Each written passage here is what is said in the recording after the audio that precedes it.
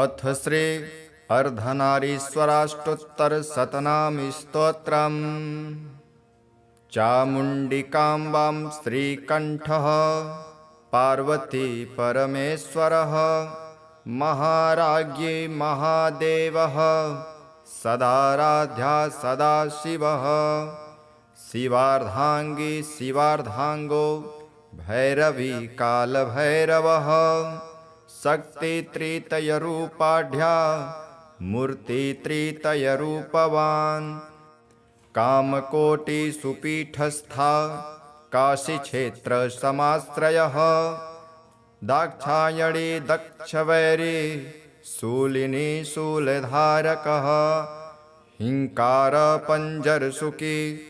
हरिशंकर रूपवान् श्रीमद्गणेश जननी षडाजनन सुजन्मभुः पंचप्रेतासनारूढ़ा पंचब्रह्म स्वरूपभृत चंडमुंड शिरक्षेत्री जलंधर शिरोहरः सिंहवाहा वृषारूढ़ः श्यामभास्फटिकप्रभः महिषासुरसंहर्ती गजासुरविमर्दनः महाबलाचलावासा महाकैलासवासभुः भद्रकाली वीरभद्रो मीनाक्षी सुन्दरेश्वरः भण्डासुरादिसंहर्त्री दुष्टान्धकविमर्दनः मधुकैटभसंहर्त्री मधुरापुरनायकः कालत्रयस्वरूपाढ्या कार्यत्रयविधायकः गिरिजाता गिरीशश्च वैष्णवी विष्णुवल्लभः विशालाक्षी विश्वनाथः पुष्पास्त्रा विष्णुमार्गणः कौसुम्भवसनोपेता व्याघ्रचर्माम्बरावृतः मूलप्रकृतिरूपाढ्या परं ब्रह्म स्वरूपवान् रुण्डमाला विभूषाढ्या लसद्रुद्राक्षमालिकः मनोरूपेक्षुकोदण्डः महामेरुधनुर्धरः चन्द्रचूडा चन्द्रमौलिर्महामाया महेश्वरः महाकाली महाकालो दिव्यरूपा दिगंबरः बिन्दुपीठ सुखासीना श्रीमदोंकारपीठगः हरिद्राकुङ्कुमालिप्ता भस्मोद्धूलितविग्रहः महापद्माटवीलोला महाबिल्वाटवीप्रियः सुधामये विषधरो मातङ्गी मुकुटेश्वरः वेदवेद्या वेदवाजे चक्रेशे विष्णुचक्रधः जगन्मये जगद्रूपो मृडाली मृत्युनाशनः रामार्चितपदाम्भोजा कृष्णपुत्र वरप्रदः रमावाणी सुसंसेव्या विष्णुब्रह्म सुसेवितः सूर्यचन्द्राग्निनयना तेजस्त्रयविलोचनः चिदग्निकुण्डसम्भूता महालिङ्गसमुद्भवः कम्बुकण्ठी कालकण्ठो वज्रेशी वज्रिपूजितः त्रिकण्टकी त्रिभङ्गीशो भस्मरक्षास्मरान्तकः हयग्रीववरोद्धात्रे मार्कण्डेयवरप्रदः चिन्तामणिगृहावासा मन्दराचलमन्दिरः विन्ध्याचलकृतावासा विन्ध्यशैलार्यपूजितः मनोन्मणिलिङ्गरूपो जगदम्बा जगत्पिता योगनिद्रा योगगम्यो भवानी भवमूर्तिमान् श्रीचक्रात्मथारूढा धरणीधर संस्थितः श्रीविद्या वेद्यमहिमा निगमागमसंश्रयः दशशीर्ष समायुक्ता पंचविंशतिशीर्षवान् अष्टादशभुजायुक्ता पंचाशत्करमण्डितः ब्रह्मादि मातृकारूपा शताष्टेकादशात्मवान् स्थिरास्थाणुस्तथा बाला सद्यो जात उमामृडः शिवा शिवश्च रुद्राणि रुद्रश्चैवेश्वरीश्वरः कदम्बकाननावासा दारुकारण्यलोलुपः नावाक्षरे मनुस्तुत्या पञ्चाक्षरमनुप्रियः नावावरण्यसम्पूज्या पञ्चायतनपूजितः देहस्थ षट्चक्रदेवी दहराकाशमध्यगः योगिनी गणसंसेव्या भृङ्ग्यादिप्रमथावृतः उग्रतारा घोररूपः सर्वाङ्गी सर्वमूर्तिमान् नागवेणी नागभूषो मन्त्रिणी मन्त्रदैवतः ज्वलजिह्वा ज्वलनेत्रो दण्डनाथाद्रिगायुधः पार्थाजनास्त्रसन्धात्रे पार्थपाशुपतास्त्रदः पुष्पवच्चक्रताटङ्का फणिराजसुकुण्डलः बाणपुत्री वरोधात्रे बाणासुरवरप्रदः व्यालकञ्चूकसंवीता व्यालयज्ञोपवीतवान् नवलावण्यरूपाढ्या नवयौवनविग्रहः नाट्यप्रिया नाट्यमूर्ते स्त्रीसन्ध्या त्रिपुरान्तकः तन्त्रोपचारसुप्रीता तन्त्रादिमविधायकः नववल्ली षट्वरदा नववीरसुजन्मभुः भ्रमरज्जावासकिञ्जो भेरुण्डा भीमपूजितः निशम्भः शुम्भदमनि नीचापस्मारमर्दनः सहस्राराम्बुजारूढा सहस्रकमलार्चितः गङ्गा सहोदरी गङ्गा धरो गौरी त्रयम्बकः श्रीशैलभ्रमराम्बाख्या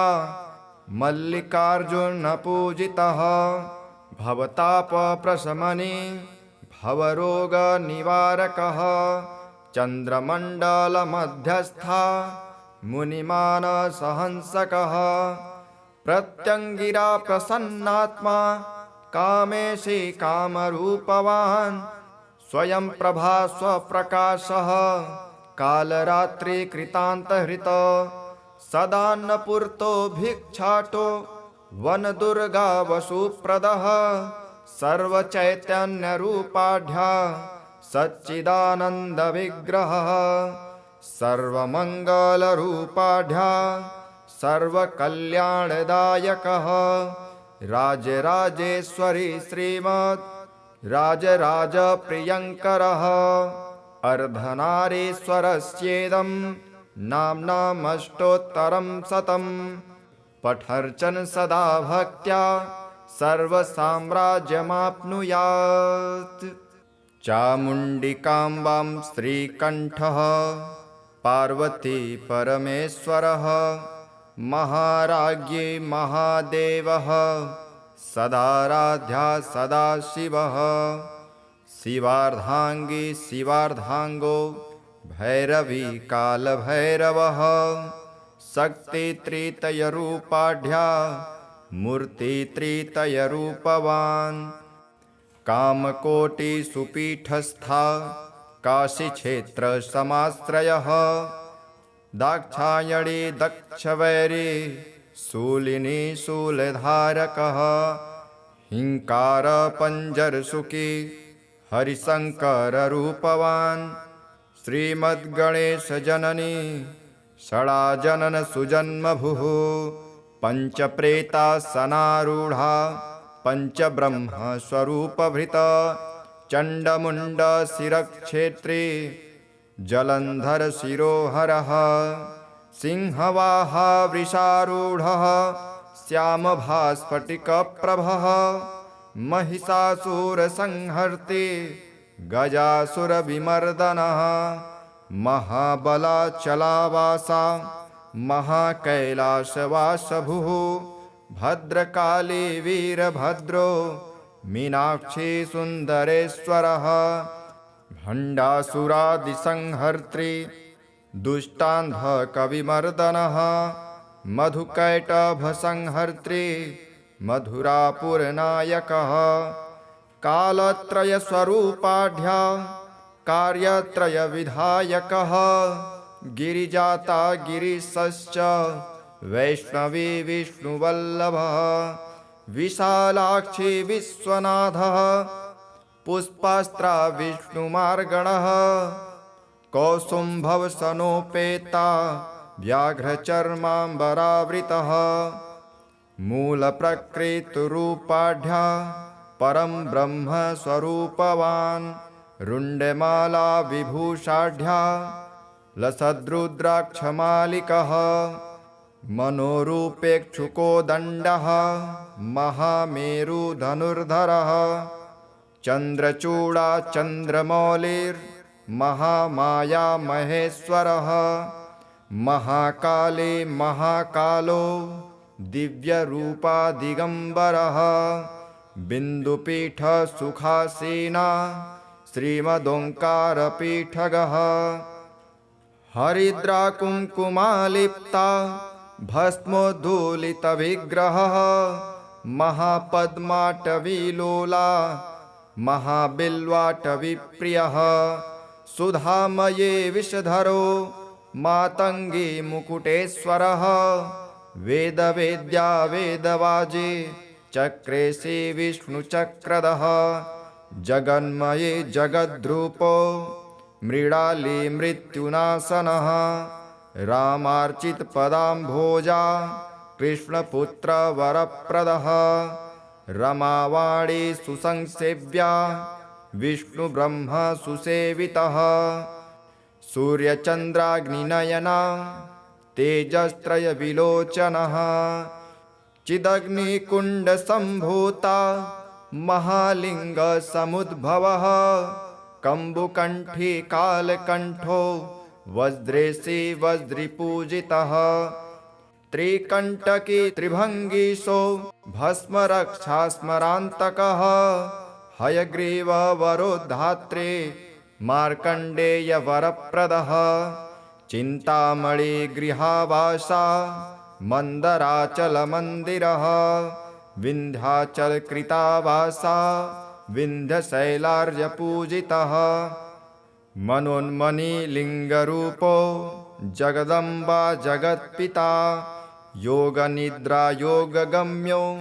भवानी भवमूर्तिमान् श्रीचक्रात्मधारूढा धरणीधर संस्थितः श्रीविद्यावेद्यमहिमा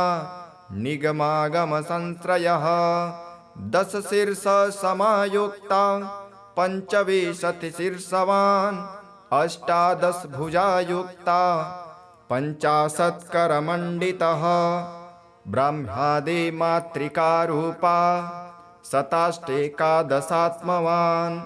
स्थिरास्थाणुस्तथा बाला सद्यो जात उमामृडः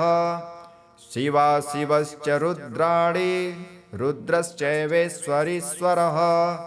कदम्बकाननावासा दारुकारण्यलोलुपः नावाक्षरे मनुस्तुत्या पञ्चाक्षरमनुप्रियः नावावरण्यसम्पूज्या पञ्चायतनपूजितः देहस्थ षट्चक्रदेवी दहराकाशमध्यगः योगिनी गणसंसेव्या भृङ्ग्यादिप्रमथावृतः उग्रतारा घोररूपः सर्वाङ्गी सर्वमूर्तिमान् नागवेणी नागभूषो मन्त्रिणी मन्त्रदैवतः ज्वलजिह्वा ज्वलनेत्रो दण्डनाथाद्रिगायुधः पार्थाजनास्त्रसन्धात्रे पार्थपाशुपतास्त्रदः पुष्पवच्चक्रताटङ्का फणिराजसुकुण्डलः बाणपुत्री वरोधात्रे बाणासुरवरप्रदः व्यालकञ्चूकसंवीता व्यालयज्ञोपवीतवान् नवलावण्यरूपाढ्या नवयौवनविग्रहः नाट्यप्रिया नाट्यमूर्ते स्त्रीसन्ध्या त्रिपुरान्तकः तन्त्रोपचारसुप्रीता तन्त्रादिमविधायकः नववल्ली षट्वरदा नववीरसुजन्मभुः भ्रमरज्जावासकिञ्जो भेरुण्डा भीमपूजितः निशम्भः शुम्भदमनि नीचापस्मारमर्दनः सहस्राराम्बुजारूढा सहस्रकमलार्चितः गंगा सहोदरी गंगा धरो गौरी त्रयंबकः श्रीशैलभ्रमराम्बाख्या मल्लिकार्जुन पूजितः भवतापप्रशमने भवरोगनिवारकः चन्द्रमण्डलमध्यस्था मुनिमानसहंसकः प्रत्यङ्गिरा प्रसन्नात्मा कामेशी कामरूपवान् स्वयं प्रभा स्वप्रकाशः कालरात्रिकृतान्तहृत सदान्नपूर्तो भिक्षाटो वनदुर्गा वसुप्रदः सर्वचैतन्यरूपाढ्या सच्चिदानन्दविग्रहः सर्वमङ्गलरूपाढ्या सर्वकल्याणदायकः राजराजेश्वरी श्रीमद् राजराजप्रियङ्करः अर्धनारीश्वरस्येदं नाम्नामष्टोत्तरं शतं पठर्चन सदा भक्त्या सर्वसाम्राज्यमाप्नुयात् चामुण्डिकाम्बां श्रीकण्ठः पार्वती परमेश्वरः महाराज्ञी महादेवः सदाराध्या सदाशिवः शिवार्धांगी शिवार्धांगो भैरवी कालभैरवः शक्तित्रितयरूपाढ्या मूर्तित्रितयरूपवान् कामकोटिसुपीठस्था काशीक्षेत्रसमाश्रयः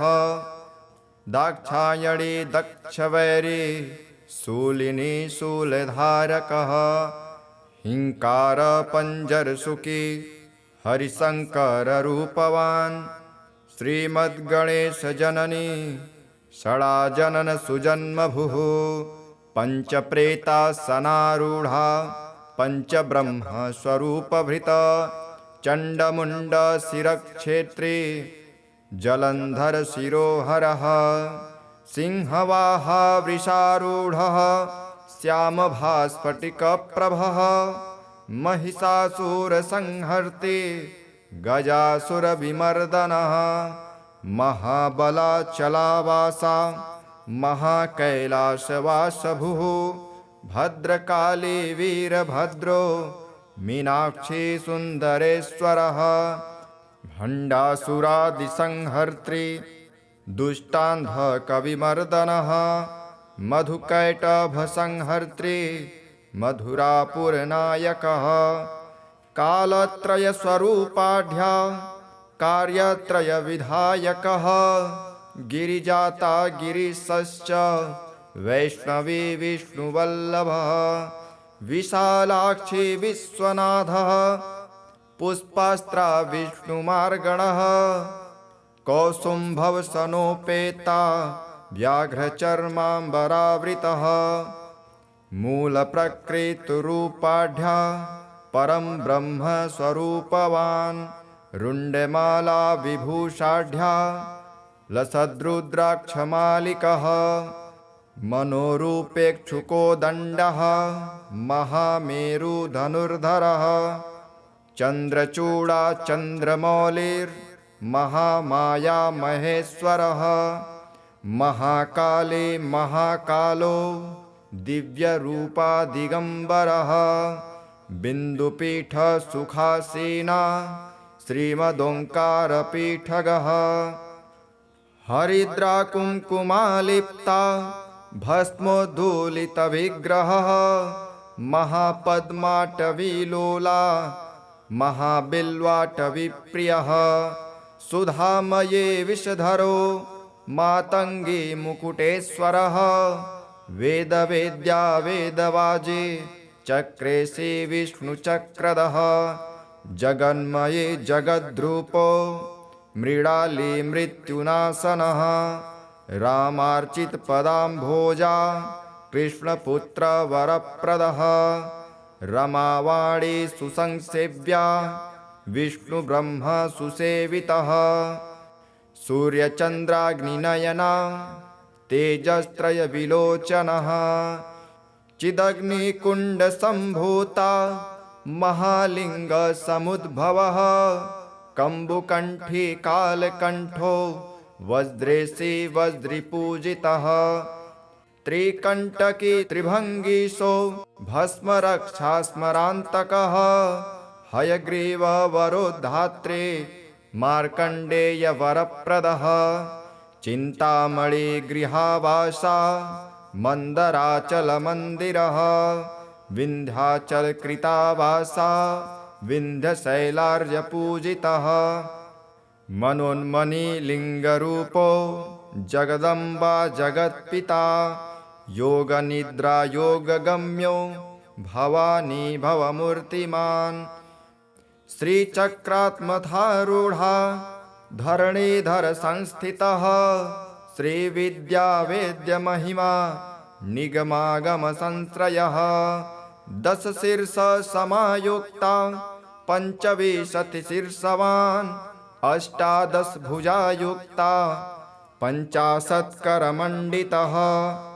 ब्रह्मादि मातृकारूपा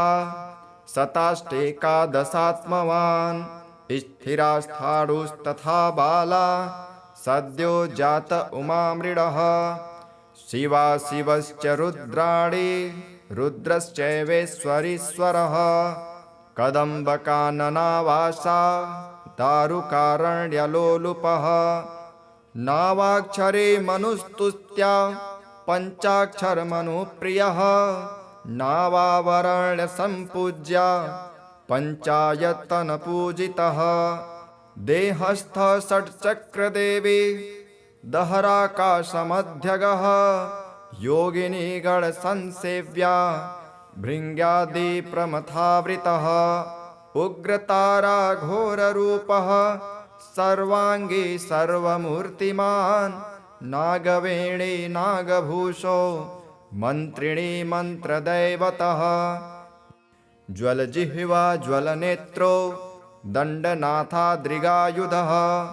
पार्थाजनास्त्रसन्धात्रे पार्थपाशुपतास्त्रदः पुष्पवच्चक्रताटङ्का फणिराजसुकुण्डलः बाणपुत्री वरोधात्रे बाणासुरवरप्रदः व्यालकञ्चूकसंवीता व्यालयज्ञोपवीतवान् नवलावण्यरूपाढ्या नवयौवनविग्रहः नाट्यप्रिया नाट्यमूर्ते स्त्रीसन्ध्या त्रिपुरान्तकः तन्त्रोपचारसुप्रीता तन्त्रादिमविधायकः नववल्ली षट्वरदा नववीरसुजन्मभुः भ्रमरज्जावासकिञ्जो भेरुण्डा भीमपूजितः निशम्भः शुम्भदमनि नीचापस्मारमर्दनः सहस्राराम्बुजारूढा सहस्रकमलार्चितः गङ्गा सहोदरी गङ्गा धरो गौरी त्रयम्बकः श्रीशैलभ्रमराम्बाख्या मल्लिकार्जुनपूजितः भवतापप्रशमने भवरोगनिवारकः चन्द्रमण्डलमध्यस्था मुनिमानसहंसकः प्रत्यङ्गिरा प्रसन्नात्मा कामेशी कामरूपवान् स्वयं प्रभा स्वप्रकाशः कालरात्रिकृतान्तहृत सदान्नपूर्तो भिक्षाटो वनदुर्गावसुप्रदः सर्वचैतन्यरूपाढ्या सच्चिदानन्दविग्रहः सर्वमङ्गलरूपाढ्या सर्वकल्याणदायकः राजराजेश्वरी श्रीमत् राजराजप्रियङ्करः अर्धनारीश्वरस्येदं नाम्नामष्टोत्तरं शतं पठर्चन सदा भक्त्या सर्वसाम्राज्यमाप्नुयात्। चामुण्डिकाम्बां श्रीकण्ठः पार्वती परमेश्वरः महाराज्ञी महादेवः सदाराध्या सदाशिवः शिवार्धांगी शिवार्धांगो भैरवी कालभैरवः शक्तित्रितयरूपाढ्या मूर्तित्रितयरूपवान् कामकोटिसुपीठस्था काशीक्षेत्रसमाश्रयः दाक्षायणी दक्षवैरी शूलिनी शूलधारकः हिंकारपञ्जरसुखी हरिशङ्कररूपवान् श्रीमद्गणेशजननी षडाजननसुजन्मभुः पञ्चप्रेतासनारूढा पञ्चब्रह्मस्वरूपभृता चण्डमुण्डशिरक्षेत्री जलन्धरशिरोहरः सिंहवाहा वृषारूढः श्यामभास्फटिकप्रभः महिषासुरसंहर्त्री गजासुरविमर्दनः महाबलाचलावासा महाकैलासवासभुः भद्रकाली वीरभद्रो मीनाक्षी सुन्दरेश्वरः भण्डासुरादिसंहर्त्री दुष्टान्धकविमर्दनः मधुकैटभसंहर्त्री मधुरापुरनायकः कालत्रयस्वरूपाढ्या कार्यत्रयविधायकः गिरिजाता गिरीशश्च वैष्णवी विष्णुवल्लभः विशालाक्षी विश्वनाथः पुष्पास्त्रा विष्णुमार्गणः कौसुम्भवसनोपेता व्याघ्रचर्माम्बरावृतः मूलप्रकृतिरूपाढ्या परं ब्रह्मस्वरूपवान् रुण्डमाला विभूषाढ्या लसद्रुद्राक्षमालिकः मनोरूपेक्षुकोदण्डः महामेरुधनुर्धरः चन्द्रचूडा चन्द्रमौलिर्महामाया महेश्वरः महाकाली महाकालो दिव्यरूपा दिगम्बरः बिन्दुपीठसुखासीना श्रीमदोङ्कारपीठगः हरिद्राकुङ्कुमालिप्ता भस्मोद्धूलितविग्रहः महापद्माटवीलोला महाबिल्वाटवीप्रियः सुधामये विषधरो मातङ्गी मुकुटेश्वरः वेदवेद्या वेदवाजे चक्रेशे विष्णुचक्रधः जगन्मये जगद्रूपो मृडाली मृत्युनाशनः रामार्चितपदाम्भोजा कृष्णपुत्रवरप्रदः रमावाणी सुसंसेव्या विष्णुब्रह्मसुसेवितः सूर्यचन्द्राग्निनयना तेजस्त्रयविलोचनः चिदग्निकुण्डसम्भूता महालिङ्गसमुद्भवः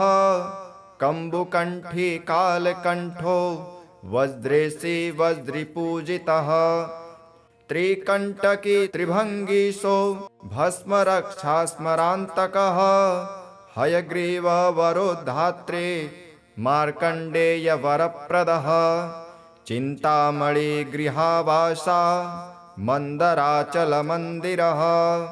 विन्ध्याचलकृतावासा विन्ध्यशैलार्यपूजितः मनोन्मणिलिङ्गरूपो जगदम्बा जगत्पिता योगनिद्रायोगगम्यो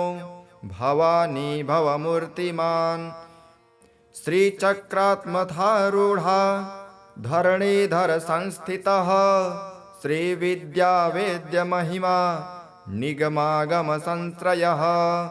10 शीर्षसमायुक्ता पंचविंशतिशीर्षवान् 18 भुजायुक्ता 50 करमण्डितः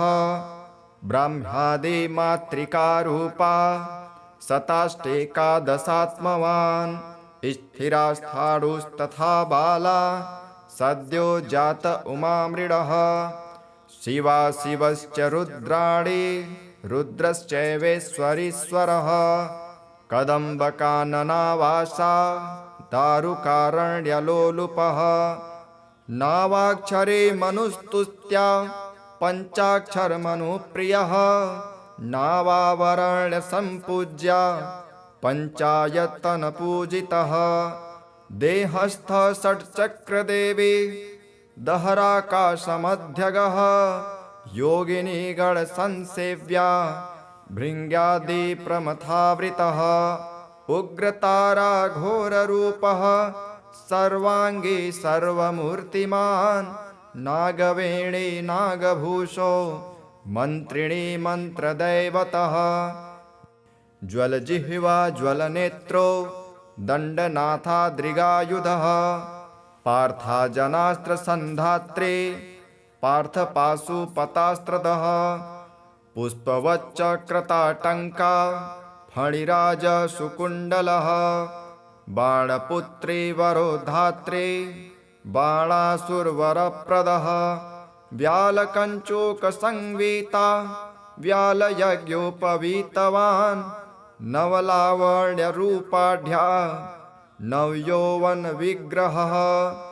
नाट्यप्रिया नाट्यमूर्ते स्त्रीसन्ध्या त्रिपुरान्तकः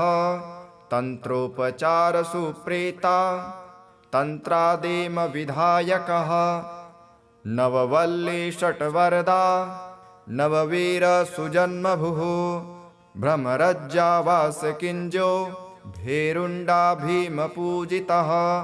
निशम्भः शुम्भदमनि नीचापस्मारमर्दनः सहस्राराम्बुजारूढा सहस्रकमलार्चितः गंगा सहोदरी गंगा धरो गौरी त्रयंबकः श्रीशैलभ्रमराम्बाख्या मल्लिकार्जुनपूजितः भवतापप्रशमने भवरोगनिवारकः चन्द्रमण्डलमध्यस्था मुनिमानसहंसकः प्रत्यङ्गिरा प्रसन्नात्मा कामेशी कामरूपवान् स्वयं प्रभा स्वप्रकाशः कालरात्रिकृतान्तहृत सदान्नपूर्तो भिक्षाटो वनदुर्गा वसुप्रदः सर्वचैतन्यरूपाढ्या सच्चिदानन्दविग्रहः सर्वमङ्गलरूपाढ्या सर्वकल्याणदायकः राजराजेश्वरी श्रीमद् राजराजप्रियङ्करः अर्धनारीश्वरस्येदं नाम्नामष्टोत्तरं शतं पठर्चन सदा भक्त्या सर्वसाम्राज्यमाप्नुयात् चामुण्डिकाम्बां श्रीकण्ठः पार्वती परमेश्वरः महाराज्ञी महादेवः सदाराध्या सदाशिवः शिवार्धांगी शिवार्धांगो भैरवी कालभैरवः शक्तित्रितयरूपाढ्या मूर्तित्रितयरूपवान् कामकोटिसुपीठस्था काशीक्षेत्रसमाश्रयः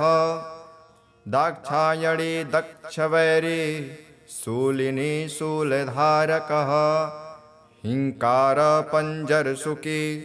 हरिशङ्कररूपवान् श्रीमद्गणेशजननी षडाजननसुजन्मभुः पञ्चप्रेतासनारूढा पञ्चब्रह्मस्वरूपभृता चण्डमुण्डशिरक्षेत्री जलन्धरशिरोहरः सिंहवाहा वृषारूढः श्यामभास्फटिकप्रभः महिषासुरसंहर्ते गजासुरविमर्दनः महाबलाचलावासा महाकैलासवासभुः भद्रकाली वीरभद्रो मीनाक्षी सुन्दरेश्वरः भण्डासुरादिसंहर्त्री दुष्टान्धकविमर्दनः मधुकैटभसंहर्त्री मधुरापुरनायकः कालत्रयस्वरूपाढ्य कार्यत्रयविधायकः गिरिजाता गिरीशश्च वैष्णवी विष्णुवल्लभः विशालाक्षी विश्वनाथः पुष्पास्त्रा विष्णुमार्गणः कौसुम्भवसनोपेता व्याघ्रचर्माम्बरावृतः मूलप्रकृतिरूपाढ्य परं ब्रह्मस्वरूपवान् रुण्डमाला विभूषाढ्य लसद्रुद्राक्षमालिकः मनोरूपेक्षुकोदण्डः महामेरुधनुर्धरः चन्द्रचूडाचन्द्रमौलिर्महामाया महेश्वरः महाकाले महाकालो दिव्यरूपादिगम्बरः बिन्दुपीठसुखासीना श्रीमदोङ्कारपीठगः हरिद्राकुङ्कुमालिप्ता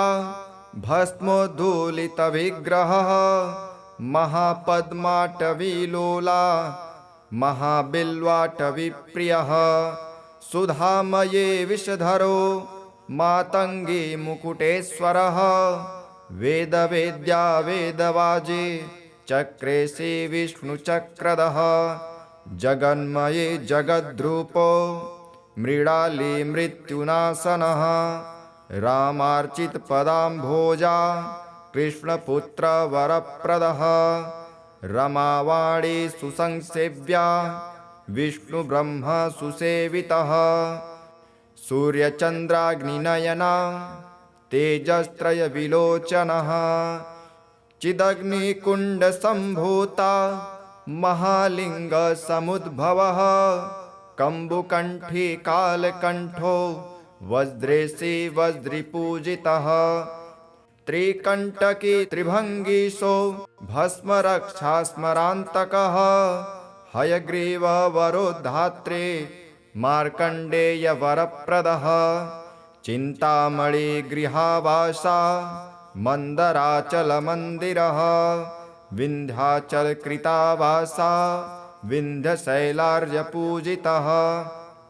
मनोन्मणिलिङ्गरूपो